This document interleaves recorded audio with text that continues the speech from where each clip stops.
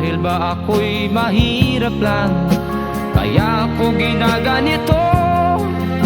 Tingin sa akin ay hindi tao, pinaparis sa isang basahan. Madalas akong alipustain, pagkat ako'y nagpawis lang.